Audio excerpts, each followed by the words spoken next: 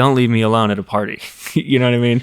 Unless I know everybody there. But I think with live shows, I just kind of decided I'm not gonna waste time being nervous because it's a fun thing to do. And then I think I just quickly realized that there's nothing really to get nervous about. Yeah. I hate to tell you that, but I guess under the category of like father, like son, my personal hell is a cocktail party. Yeah. I mean, that is my personal hell. Small talk to me. I don't think I'm interesting to talk to small talk wise. I'm not interested in what they have to say small talk wise. Yeah. So I would rather get a root canal than be alone at a cocktail party. I think people think I'm an asshole sometimes too because I'm so quiet. Yeah. And I usually am judging you, but not meaning to put it on my face. I just, it's like... You observe. I think it's fascinating to me to watch people try to make small talk when it's not necessary. It's more that I'm amused at that idea, but then you try to rope me into it and I'm like, no. I'm good.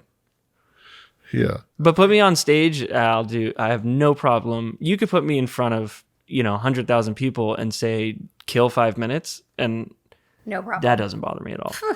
I'm better at the cocktail party. I can do that all day. Totally. Yeah, I'm the same way. You put me in front of 100,000 people with something to do, I'm fine. No way. I'd rather do that than be in somebody's living room having to chit chat. Yeah. I'm just insecure about that. I'd rather not do it. He really hates it. And I am the worst at it because I get stuck in it for 30 minutes. Yeah. Yeah. I don't know how to get myself out of it. Do you get nervous if you know the other one's watching you? No. Doesn't bother you? No, I'd rather her come watch. I think if I did like a live show and you were there, maybe I'd get a little like... Yeah. I guess we haven't done that yet, so we'll see. Were you guys nervous when the baby was born? When it was coming? Like when it was actually happening? No, just in the time leading up to it. I don't think we were nervous. I think we were excited, but I think we were definitely anticipating like, this is going to be a very big change and how we were going to deal with that. Yeah, I guess who am I kidding? Of course we were nervous. Yeah. It wasn't like I wasn't nervous because I felt unprepared. Mm-hmm. I think I get more nervous at like unknown things. And, that's obviously pretty much every unknown thing that you could not know. Which is, I guess, maybe that's why I don't get nervous to perform is because I know pretty much everything that could possibly happen. Mm-hmm. But yeah, baby was like, I think we were excited. We were excited. I think we were definitely like, how is this going to affect our dynamic in our life, right? Like we want to make sure we still have our life and then we have a baby. And I feel like most people who have new babies, they can't separate the two. But we've done a good job, I think, for the most part. Well, as funny as it sounds, you kind of had practice with the ding. Completely. Yeah. With the Dinger because and Dinger's their dog. Yeah. And so tell us about Dinger. He has more energy than 3 babies. So kind of, He might be cuter than a baby. He really might. Not our baby, but every other baby. Right. But Dinger is literally the best dog that you could dream up. He's like the weird science dog. He's like a human. If you could like put all the traits of a dog that you want into a computer, they'd print out Dinger. Mm-hmm. Yeah, and where'd you get Dinger?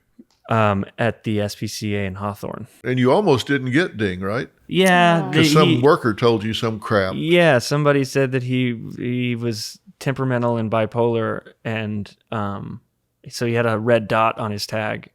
And so I guess that's why a lot of people were walking by and not paying attention to him, which wound up being good for me because he was sitting there and the lady that runs the whole SPCA was kind of giving us a tour.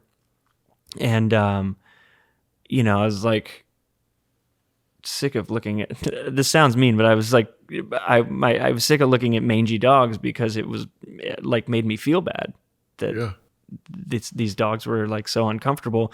And so I was kind of hanging back and she didn't realize that I was kind of, falling back on her tour. And I looked down and Dinger was just kind of like, hey man. And I was just like, hey, I totally interrupted her. I was like, hey, what about him? And she went into the computer and saw what the red tag meant. And she was like, that's not right. And so she took me into a pen, like one of the play pens, and brought him out. And I just kind of sat there with him for probably 30 minutes. And he, did a bunch of zoomies. And then eventually he just kind of put his head on my lap. I mean, and if you know Dinger, that's the cutest thing in the entire world. Yeah. So meant to be. Meant to be. Your relationship with Dinger is like your relationship with me. Yeah.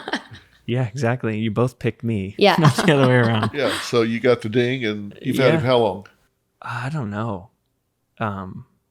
He's because I don't know how old he is. Nobody could guess how old he was because he has the energy still of a 6-month-old puppy. Mm-hmm. Yeah. And then but he's like a kind of funny in between size. So I think he's probably 3 years old, and I've probably had him 2.5 years. Well, I guess not now, 3.5 years. Huh. So he's probably closer to 4. But he's a good dude. And how is he with the baby? He's pretty indifferent. He goes up to her and kind of sniffs her and stuff now, but he's Yeah. not. We haven't gotten like full connection between the two of them. But he definitely goes and notices her and spends. He knows. He's pretty uninterested though. After a second. He knows why she's there. Yeah. But Once she I think grows. because she can't really interact with him. Right. Obviously. But he sniffs her and all that. He Oh, sniffed yeah. her. He licked her on the cheek yesterday, and she smiled. So they're definitely communicating somehow. We just don't know how.